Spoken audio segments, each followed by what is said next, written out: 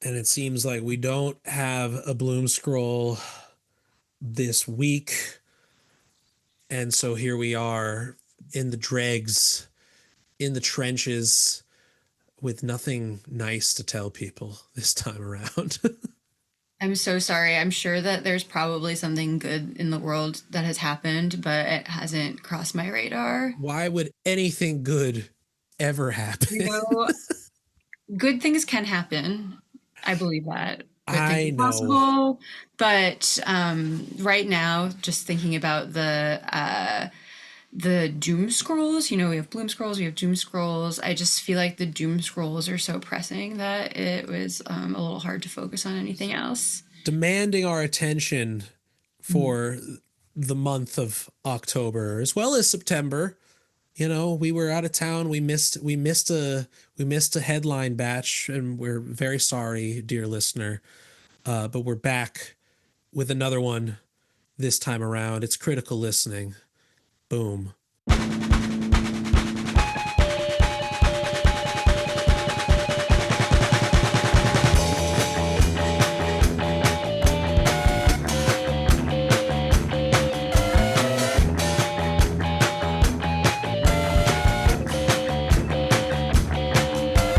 Talk to me. Tell me you're fine. Talk to go. It's 9:30.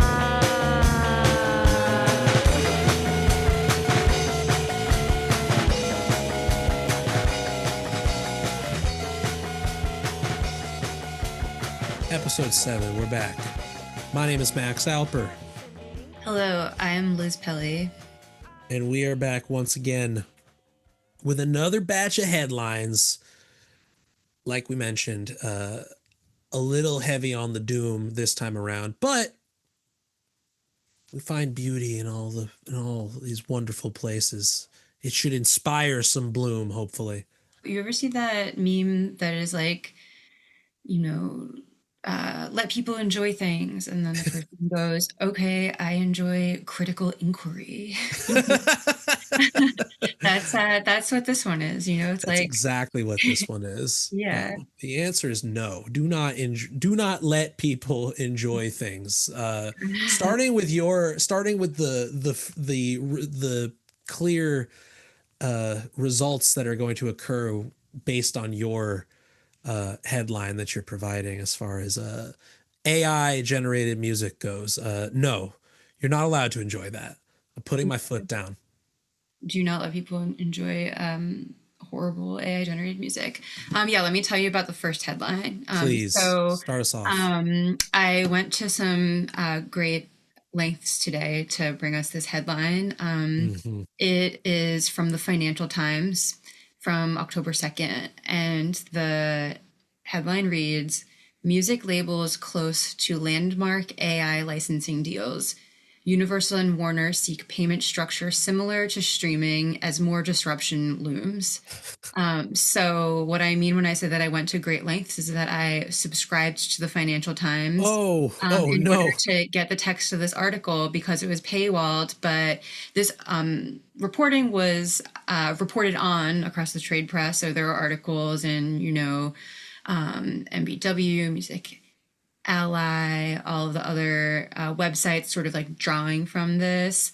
Yes. But I wanted to read the actual text of the Financial Times article to see if there's anything in it that seemed interesting to me that wasn't popping up in the sort of like summarized versions. And I'm glad that I did because there are a few things in here that I think are pretty interesting. And yeah, so I think this is sort of like the biggest story right now, the intersection of music and technology. And I also think that the gravity of what is going on here is a little bit like underplayed in the more general music press. This Yeah. is like pretty big deal. The major labels are, I should just clarify, Universal Music Group and Warner Music are reportedly really close to signing these major deals with a bunch of generative AI companies that would allow for labels and generative AI companies to strike licensing deals whereby major label music could be used as training data for generative AI music and for training large language models. So when this article came out, October 2nd, the Financial Times reported that these deals could be signed, quote, within weeks, and that they would, quote, set a precedent for how AI companies pay for music. I think that, the reason why this feels so urgent to me is because this is just yet another example of the deals that major labels sign with these large tech firms having really big ripple effects, even beyond the artists that they represent, but for all of music. And I think Yeah. that even in the way in which this is being characterized, right? Major labels are signing deals with AI companies that are aiming to set a precedent for how AI companies pay for music. Like that is like a very sort of universal aim. They're not saying we're setting terms on how our catalog is licensed by these companies. We're not saying like we're setting terms on how the music that we own is licensed by these companies. They're thinking more broadly about like generally setting this precedent for in the future how AI companies are going to pay for music, period, and Yeah. kind of tracks with what we know from looking to the history of streaming and the ways in which these major label deals tend to influence, like, not just their own repertoire, but the economic and tech landscape more broadly. Yeah, I mean, they mentioned it in the headline here, like seek payment structure similar to streaming, like leading off with that. And to any normal person in our line or our field or our side of history would take that as a red flag, right? But nope, not to the Financial Times. Yeah, well, it's just the truth of, I think, like what is Hmm. happening right now. So the companies that the Financial Times list in the article that Universal and Warner are, thought to be negotiating with are, these are the names of the companies. So it's 11 Labs, Stability AI, Suno, Udio, Clay Vision, Google, and Spotify. And I think that this list, like, really needs to be meditated on because one, Spotify is on the list of companies Yes. that the major labels are in conversation with around licensing their material for the creation of generative AI music. And to me, this is like a really big deal. These articles that are covering this all underplay this. They say, like sources say, though, that of all of these companies, the deal with Spotify is the furthest off and is the most preliminary, like not even close to being completed. But the fact that Spotify is even in talks with major labels and rights holders about creating tools to make generative AI music is, really a really big deal. Like I just think about kind of like my own reporting over the past couple of years on things like ghost artists and stock music being used by streaming companies in their editorial playlists, specifically Spotify. And I always go out of my way to say, what I'm not reporting on here is Spotify's use of generative AI music in their editorial playlist because In house. there's no like confirmation or no reason to believe that this is something they're pursuing. But But this here, suggests that actually, this might be something that they're pursuing. This seems to be something that they're pursuing in some way. It seems that Spotify and also Google, these big tech companies are looking to ways that they could strike special deals with major rights holders that would allow them to like incorporate generative AI music into their platforms in some way. yeah, I mean, this was also speculative for so long, and any dialectical materialist can be like, well, why wouldn't Spotify be investing in this in house, right? Like, why would they be depending on the stream farms and the third party generative AI software like Suno and Udio and Stability when obviously they would make more money? Like, they was just, we're not even dealing with ghost artists anymore. We're not even dealing with third party companies that provide us with the software. We're doing it all in house. Like, it would make perfect sense materially to cut the corner to the inevitable conclusion here Yeah. that we are not only, like looking the other way towards the bad actors in the third parties, but we are doing it in house to it's a cash printing machine, at Yeah. least when you show it to shareholders. So yes, their name on that list, Yeah, like to them though, the fact that these would be deals with rights holders, I think is what from their perspective makes it like not in-house because there is a micropayment that would be made Mm, to the rights holders. So, I think in-house would be like if they were kind of like creating their own sort of like synthetic data sets or if they were like, right. buying the rights to the music that becomes the training data or if they had their own in-house producers making the training data. I think that what makes this different is that these are tech companies that are starting to engage this like so-called like AI licensing marketplace where it would be companies training on material owned by these other rights holders like so it kind of like creates a sort of similar to streaming system where where rights holders would receive these micropayments when tracks trained on their material are played and according to FT like the deals not there's no sign of what this could look like with Google and Spotify, but just more generally with all of these companies, that the deals involve like convincing the AI companies to create attribution technology sort of similar to Mm, YouTube's content ID. So like, right. the idea is that like this would be generative AI music that is trained on legally licensed material from major rights holders becoming the training data. And then when people listen to music that trained on that material, there would be a micropayment issued. So it would be like on YouTube or even on Instagram if you like if you had a video that you had self-edited out of the app that includes some licensed music or music that is just in their API or whatever that they can it will automatically like tag it and like you see at the top of a an Instagram video where it shows the track that's being played or in the info of the YouTube video where it automatically shows up and shows what songs are in there. Is that what you mean? Like it would just show like for whose music this was trained on to make the slop? I think that like there's a few different things I could imagine. Like if some of these tech companies like are going to be making systems where you could say like make me a song about XYZ in the style of XYZ artist, then it would automatically be sort of tagged to remunerate back some sort of royalty to the artist whose music you made it in the style of. Mm, Or, if it's just like you are doing some sort of prompt that is like, make me a rock song, like with XYZ and a bunch of other stuff. Maybe there's like some subset of rock artists from a major rights holder that is used as the training data for that. And those artists all get, this is all hypothetical. I'm not exactly sure, but, something there. yeah.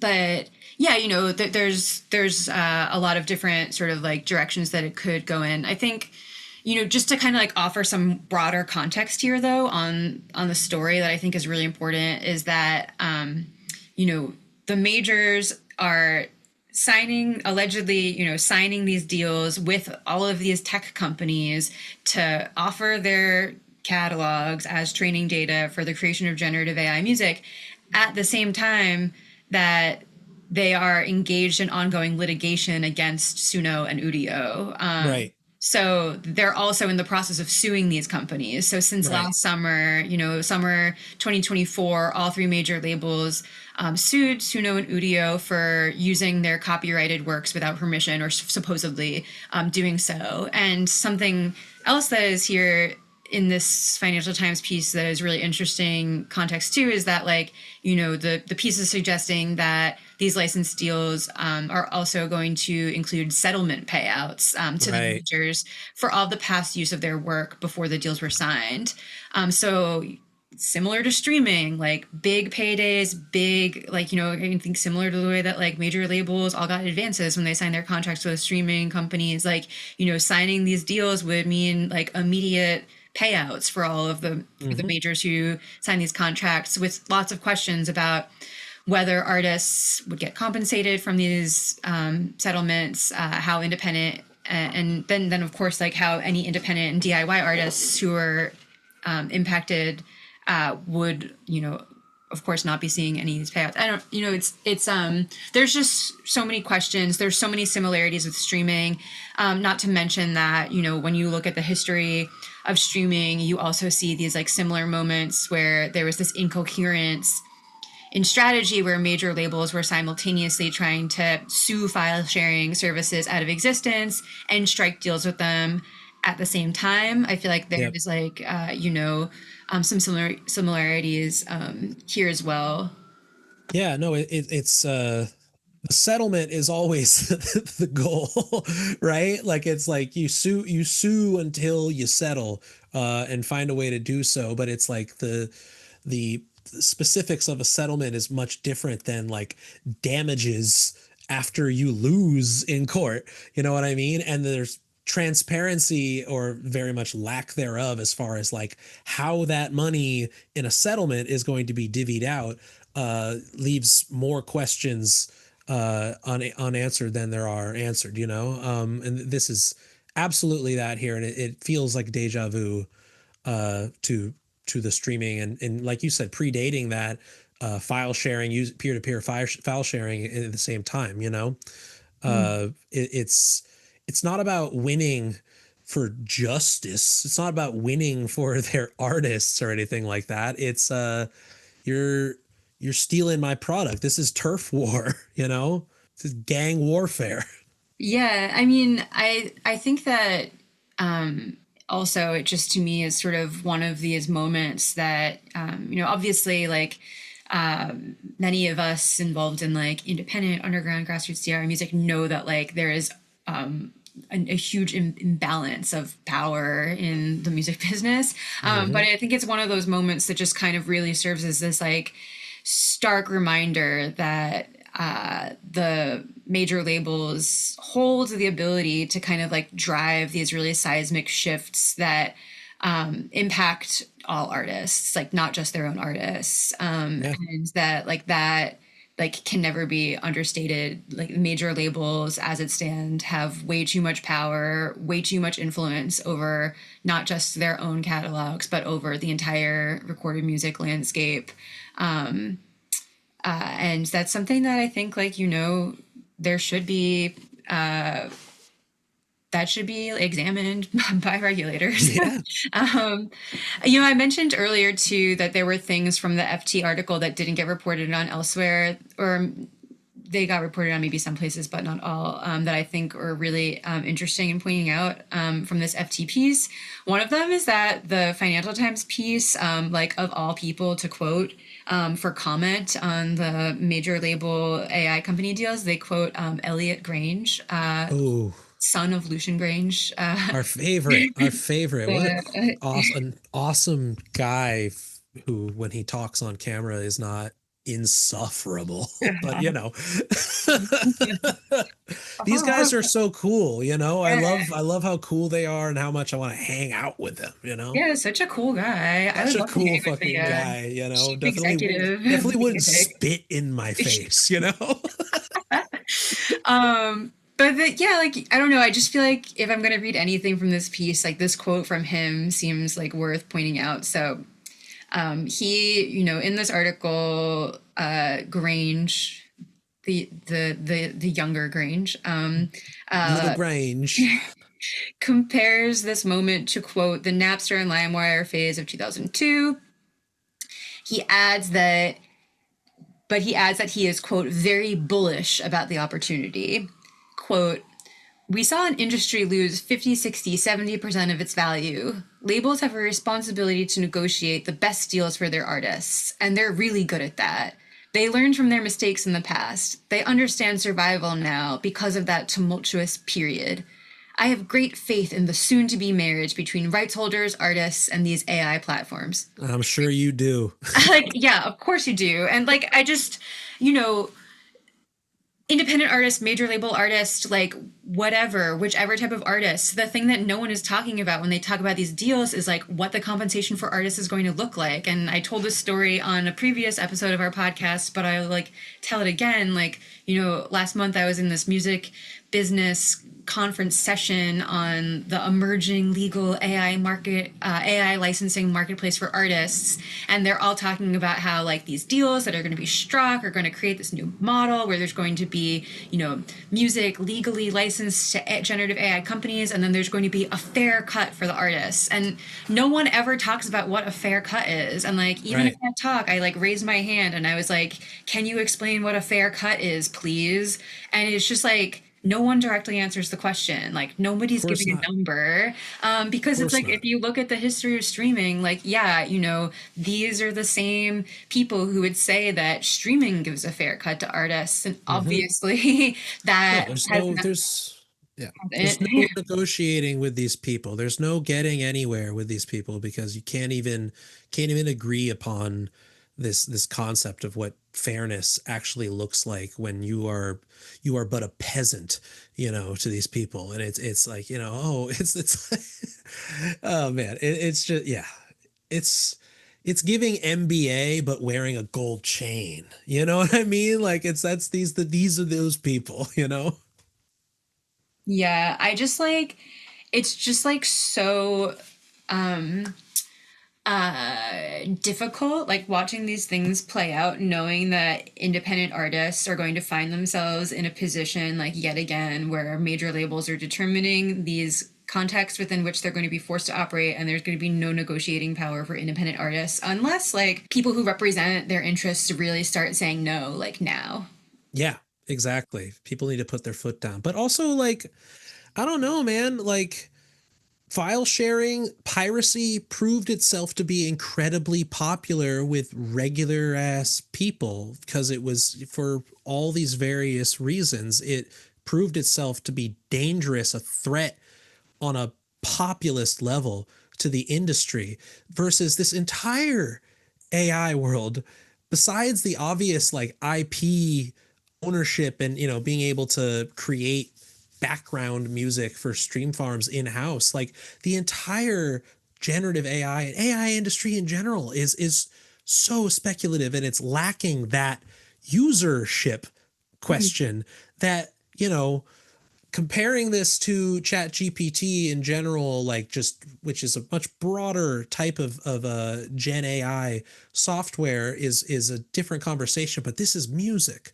It's like music cultural like cultural capital is important here. Like we've talked about this before, like companies putting themselves making themselves irrelevant by being cringe to teenagers, like that does mean something. And it's like, is the future of your industry, UMG, or your company or whatever, is the future of that strictly playlist slop to be licensed for advertising? Like, are you like, because I mean, if you look at the comments section on social media on like Timbaland's latest artist that he did a music video with, that's just a Sora video pop star rapper, everybody in the comments is hating on this. And it's just like, this has to do with my headline too, is just like, are we just at this mask off moment across the board where it's just we're past manufacturing consent and caring about that? It's just like, don't care if you don't like it, it's good for shareholder value. You know Yeah. what I mean? Like, what does that mean for pop music? Where the word popular is in the thing, right? Yeah, yeah, for these companies to just like be pursuing these strategies that like are not going to be creating anything that most people find interesting. But I think it's Exactly. because what they're counting on is like creating these like massive volumes of material that they can monetize that people like aren't paying attention to. Exactly, right? Dead internet. Exactly. Yeah, I like mean, whatever. It doesn't matter if you're here. and you this is know? like what I meant. This is also like as we're speaking, I'm like, this is what I meant when like I just did a talk at Unsound last week in Krakow that was called Undistracting Listening, where I made this Yes. argument that distracted listening is streaming product strategy. And like Mm-hmm. it also seems to be like major label product strategy too. If they're going Right. to be investing Right. so much in this, it's like they're counting on people not caring. Like Yeah. people not caring and just like being cool with this like total background music, quote unquote slop. I'm really trying to not use the word slop I know it's already buried. It's already drilled for into like the every fucking single ground. thing, but it's true. It's just what it is, you It's know? just is what it is. It's It's what just it is. it's just classless. It's Yeah. just absolutely classless at the end of the day, and it makes me feel so silly because it makes me like, you know, gas up the old industry executives in the 60s that were like, here's a bunch of money, like go find me a kid that's taken a risk, you know, like things like that. It was just like a, you know, like the money being funneled into like into the birth of rock and roll was obviously, well, you know, a well manufactured machine, but at the very least people at the top were all like, we need to find something that we have no concept of and like take that risk, you know. And it's like now it's we don't need that, you know. And my only hope with all of this is just continuing to dig their own grave of cultural irrelevance, and the question of distracted listening becomes that much more apparent to young people in particular. You know, you and I are, I've said it before, we're elderly, we're geriatric millennials. And so we've had a taste of what it was like before all of this became the hegemonic means of music consumption, right? We know that a better, brighter reality is future is possible, but young people, if they go by what they're told on the mainstream platforms, are not being shown those alternatives. And I just think the more that they do this stuff, like the more they're going to force their hand here. And I'm at least amongst the active and, dare I say, critical listeners in the youth, you know, that this becomes more and more of a blatant, like flagrant violation of what we consider holy, you know. And I know I'm being optimistic here, but that's what I have to do as a teacher. Like I have to try to invigorate other people to see the bright side of, you know, the only way out is through, right? Yeah. CDs will return. They definitely, oh dude, when I was on tour, I sold a bunch and I was just like, do you want a download code? And the kid was like, nah, I got my external drive. I'll just rip it when I get home. And I'm like, hell yeah, dude. You Yeah. know? Oh, Get yeah. those files. Did I tell you I found my shit on SoulSeek that I didn't upload? And I was like, oh my God, I finally fucking made it. You Yeah. know? Genuinely felt great to know that my shit was being pirated in FLAC format on a peer-to-peer piracy work. Yeah. That's awesome. Love it. Love it. Yeah. Congrats. Thank you very much. You know what? LaGrange, baby LaGrange, you wish you could have this, dog. You wish you could understand the meanings of the words that were coming out of our mouths right now. You wish you could be on this level, boy. That's okay. He's our next guest anyways, so it's, you know, we got to play nice. Yeah. Totally. We gotta think of some good softballs. Yes. Good lighting for baby LaGrange. All right. Let's hear what we've got for the second headline. Second headline for today, and this is I wouldn't say a doom scroll. It's an ambiguously doomy scroll, but it's certainly a headline. It's a scroll, and it definitely made Scroll. waves. It's a scroll for sure. And it has been making waves. Our boy, our number one guy, the judge from Blood Meridian, the man of indescribable violence himself, Daniel Ek, has stepped down as Spotify CEO, which should come as no breaking news to anyone at this point. Though I have brought up a Tell you what happens the day before. Literally the day before this headline broke, I was like sitting around with a bunch of musician organizers saying, just feel like Daniel X like not gonna be the CEO of Spotify forever, and that like, you know, you guys should just get ready for sometime in the near future when it's probably gonna be Gustav Soderstrom or Alex Nostrom. oh my goodness, I know. she's a prophet. Isn't She's a it? wise I wise mean, woman. I mean, look, like, I'm not saying I called it, but but other people could have predicted this as well. It was just eerie timing. No, no, you willed this into existence. The energy that you exude is powerful. Yes, so you got it. You get ahead of me here. So yes, this is the biggest the big news at the upper the top brass at Spotify. Our boy Daniel Ek has stepped down.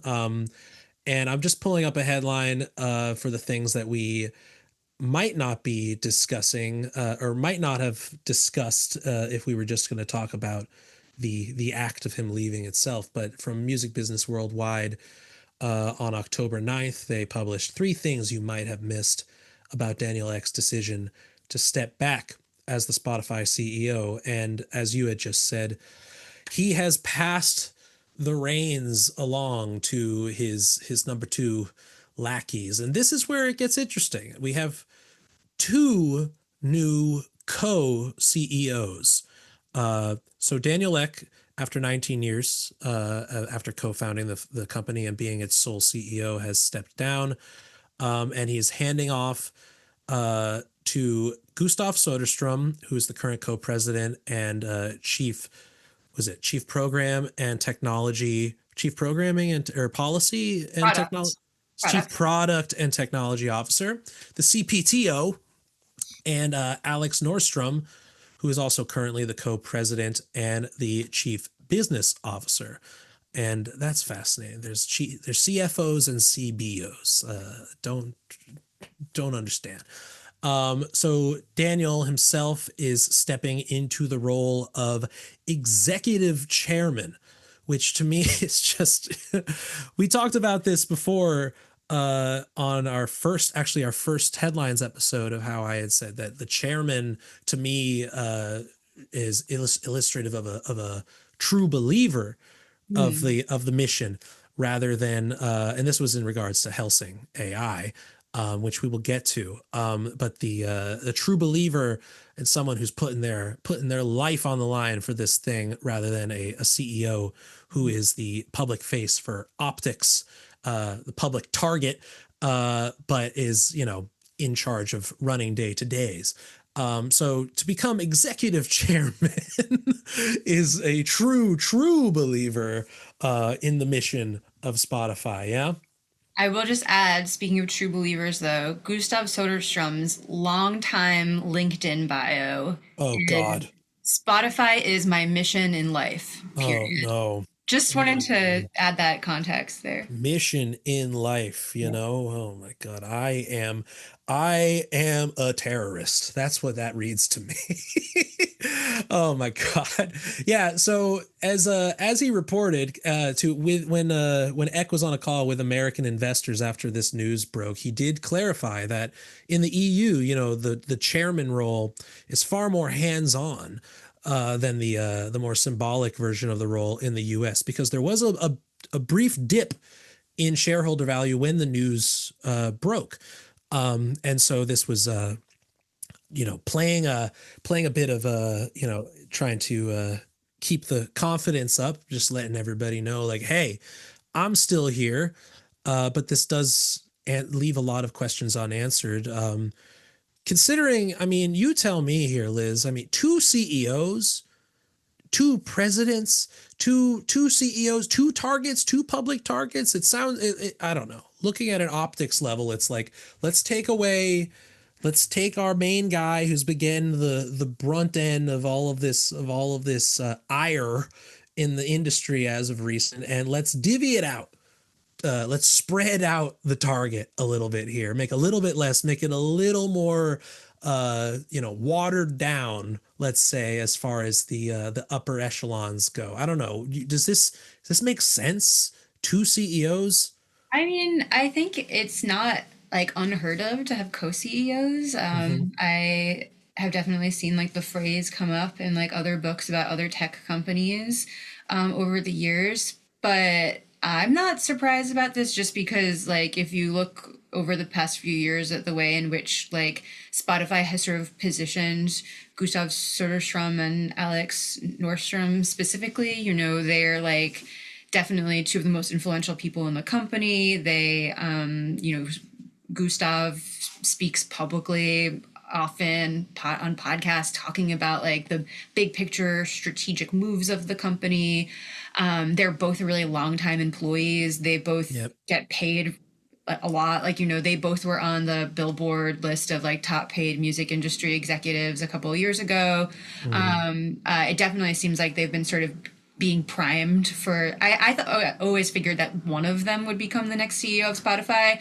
I didn't necessarily expect that they would be co-CEOs, but like, Yeah. it was going to be one of them. So it's like not super surprising. And I will say, like, just to share some of the lore here before you continue. Yeah, like, Gustav Soderstrom's head of product, he started at Spotify years and years and years ago when they were launching mobile for the first time. He was like the first like head of mobile. So he's really been with the company for a really long time. And then, yeah, on like the business and financial side or whatever business kind of side of things, Alex Nordstrom, the thing that I think is the most interesting and funny about his background is before he came to Spotify, he worked at like King, the company that makes Candy Crush. It's just like, it's one of those things when you're like this chief business officer at Spotify and now co-CEO of Spotify's background is working at Candy Crush. It's like, you cannot make that up, No, I know. It's just like he is very successful in maintaining eyes and engagement glued to the device. You can't deny him that, whether it be gamified, phone screen use or gamified listening experience. He's definitely a scientist of that. But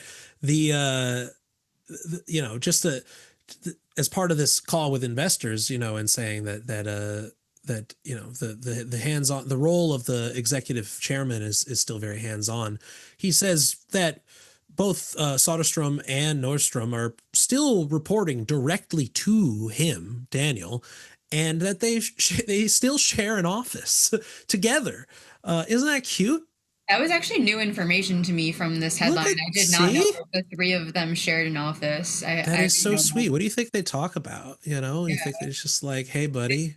Yeah, they definitely talk about music. They talk about all the bands they've been seeing and like the gigs they went to the night before. Good music, any cool independent music, but check it out, bro. We're just three normal, cool guys that love music. Yeah. Love it. I love this. I love that we're taking all sorts of sarcastic tones in this episode. You don't see through this, people. Take everything that we say at face value. They do not talk about music. They do not. I mean, sorry. I feel pretty confident that's not what they're talking about. Talking about hitting the links after this. We're gonna go golfing, bro. That's definitely what they're doing.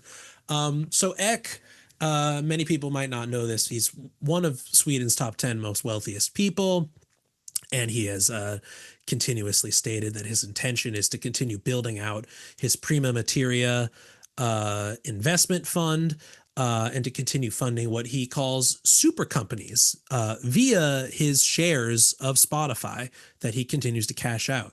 As of May of this year, he has cashed out over $808 million. And there's no indicator that this will cease, right? He had written in a memo at the time of his stepping down as CEO. He wrote in a memo to Spotify staff and employees, how do we build more Spotifys out of Europe? And he continues saying, companies that are developing new technologies to tackle some of the biggest challenges of our time. So that's how he views Spotify, right? As a company that's developed new technologies to tackle some of the biggest challenges of our time. I guess in that case, at the time being the Piran, right, in Sweden, right? Some popularization and gray area of music piracy in 2000 Stockholm. But how do we build more of these companies that are here to develop new technologies? And so these companies obviously include Helsing AI, which we had discussed in a previous episode.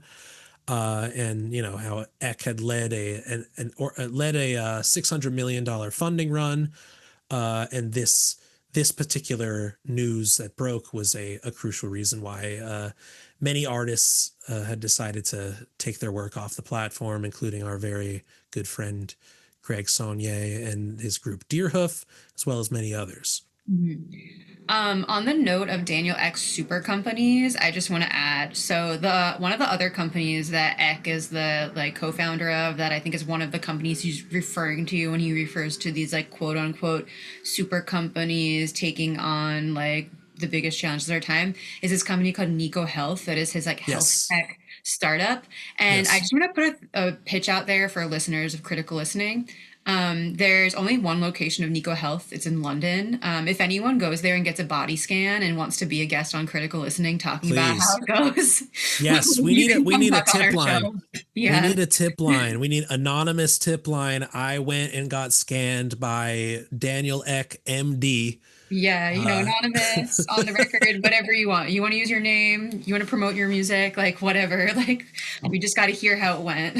horrible bedside manner, and the music in the lobby Yeah, is take lots of definitely notes. Gen AI music is playing in that lobby. You Oh know my it. God, you know it. Or it's just straight up like the PFC, like calming music playlists. That's right. That's Yeah. we need some conquested chill in there right there. Yeah, definitely some like wellness soundscapes. Oh God. So obviously this, like I had mentioned, this looking at the idea of stepping down from the public face of the company as CEO certainly takes a bit of the immediate optics attention off of Eck. And, you know, I think that's a a funny thing to think about is just like is he's had enough. Like, you know, we need it's time to rotate around. You know, I think we've done enough. He's done as much as he can. He's not going to get to Steve Jobs deity level running the company. We gotta let him go back to the behind the scenes.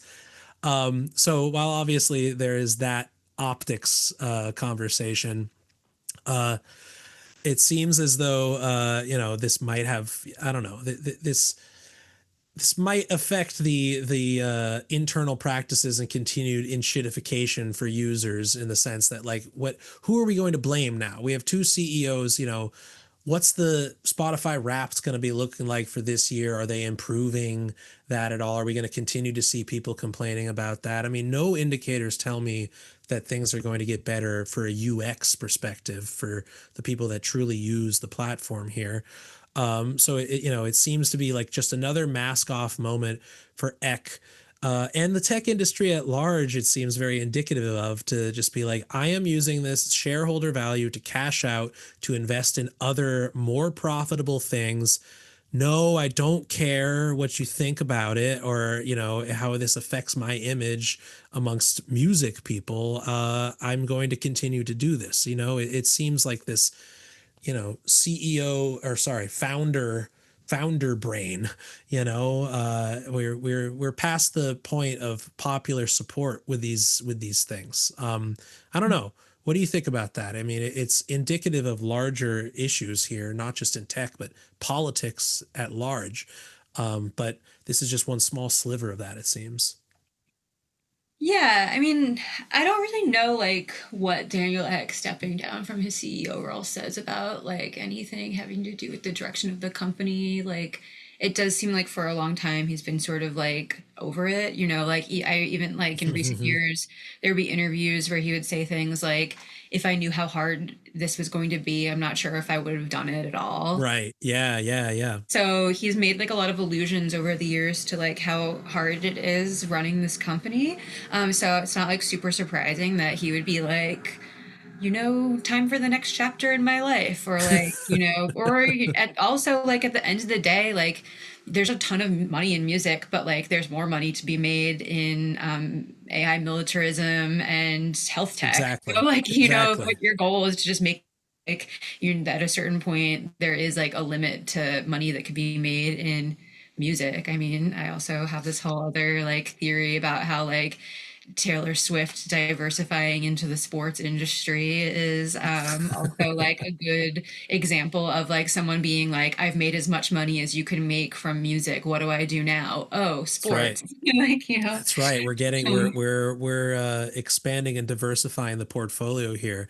But it's so transparent how Daniel Ek is diversifying his portfolio, and his piggy bank is the company itself, is his Mhm. shares, Yeah, yeah, so it's totally. just bringing up this question of before where I don't know, like it's of how much do these people care now about, shielding, not putting a spotlight on their investment portfolio like they had once had. I don't know, like it just felt like at one point we pretended that there were ethics involved here, at least for the sake of being in a pop culture sort of industry here. But it's just like, yeah, you know what?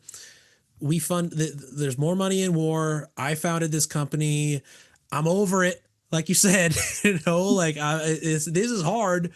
I would rather be putting this into things that genuinely give me liquidity up front by doing this stuff and working on government contracts. There's only so much money that you can make off of this. But again, I think it's illustrative of the moment we're in, where the popular support and profitability of a company is less and less of a reason for the shareholder value to increase.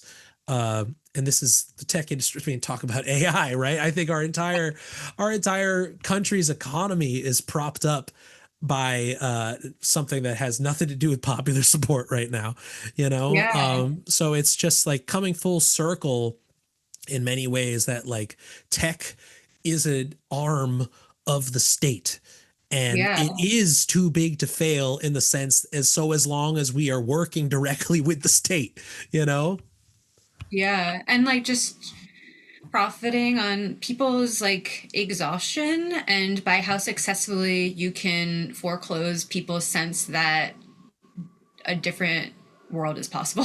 Like, like yeah, that's basically resignation, it. personal resignation, Yeah. right? you Yeah, know resignation and exhaustion. Like that's basically what they're just capitalizing on. Yep. Yep. I think just on the one small glimmer of hope, and it really is hopelessly optimistic, is just that obviously in the large scheme of things, there are much bigger fish to fry here, and they're indicative of much bigger problems internationally, as far as the state of where money is going in technology. But to me, like as a hopeless optimist here, just because I have to be, is my hope is that the shakeup here at this company will lead to a chicken without a head to some degree, as far as like the user experience goes, and it will only compound this problem that they're digging their own grave culturally. I mean, it's been less than a year since Mood Machine dropped. And I'm telling you, Liz, like the amount of conversations I'm seeing that I never saw before, outside of like contrarian independent music, provocateurs on the internet, such as myself, like the conversation has gone mainstream, and I think it's only going to continue to compound itself. And that's a net positive for the discourse. Whether it materially results in anything of value to working musicians is yet to be seen.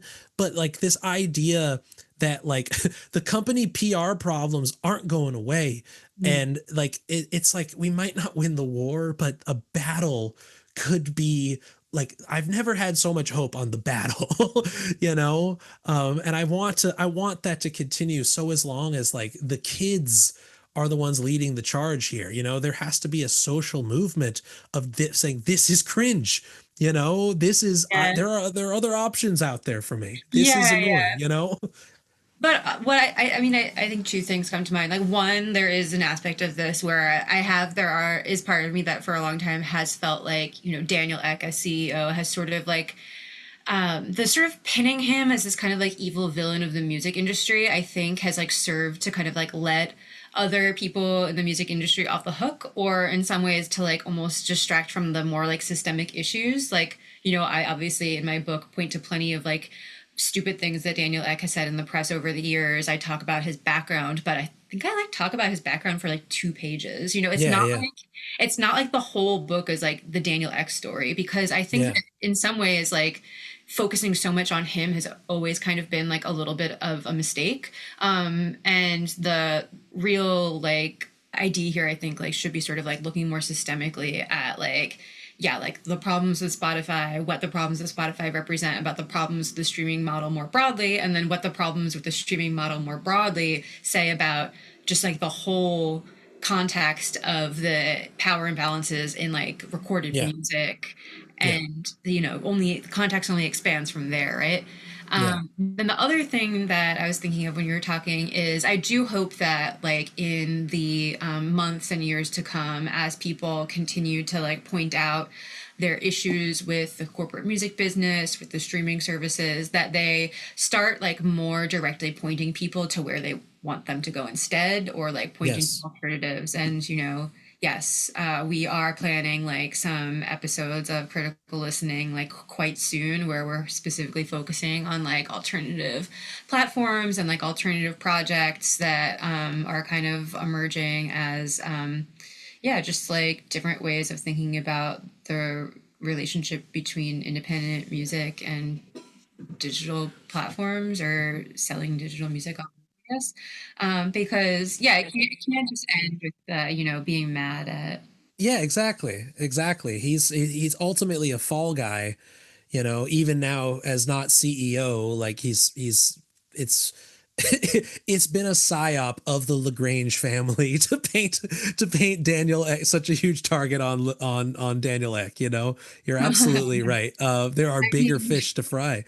You know, yeah, um, like I personally can't like fully go on the record saying that like that is like a Grange family psyop. Like, you know, I don't have like facts to back that up, but the sentiment there that like it has served as a distraction from the you know, way in which major labels like really have this sort of deeply unfair imbalance of power in their favor, like yeah, maybe this is something that will start being more part of the conversation as these AI deals play out too.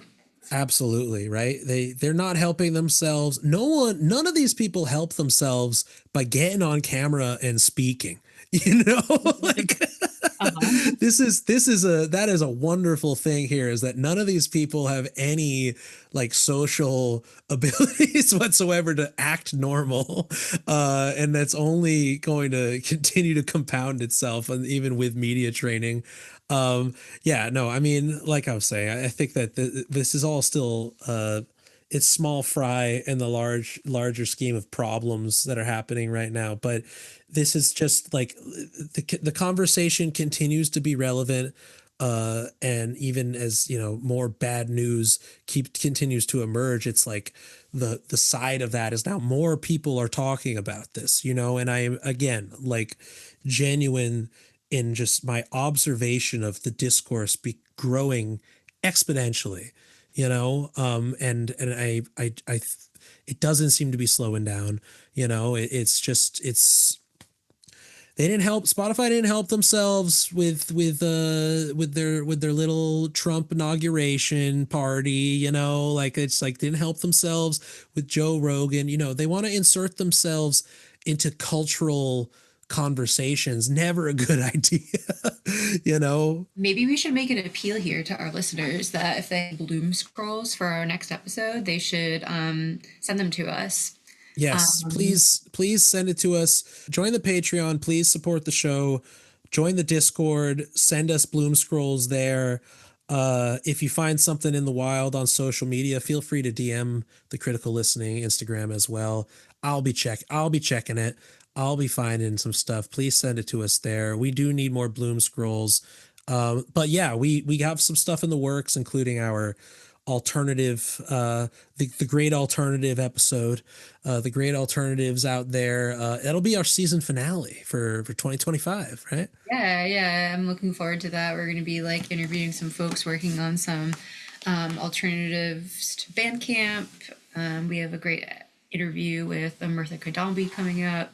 To just, run through the whole list. But yeah, that's what we've got in the works for the rest of 2025. So thanks for listening, and catch you on the flip side. That's right. Oh, we're bringing it back. We're bringing it back. Say it again. Say it again for the people in the back. Catch you on the flip side. That's right. Catch you on the flip side. Thanks for listening, y'all. And we will see you next time. Bye-bye. Call soon. Thank you for tuning in to the Critical Listening Podcast. The show is created and written by Liz Pelly and myself, Max Albert. And our associate producer and audio engineer is Nick Zanka. You can support the show by joining the Patreon at patreon.com/critical listening, where you'll have early access to episodes before they hit the public platforms, as well as our Discord community. And our theme song is the track Talk to Me by the band Eraser.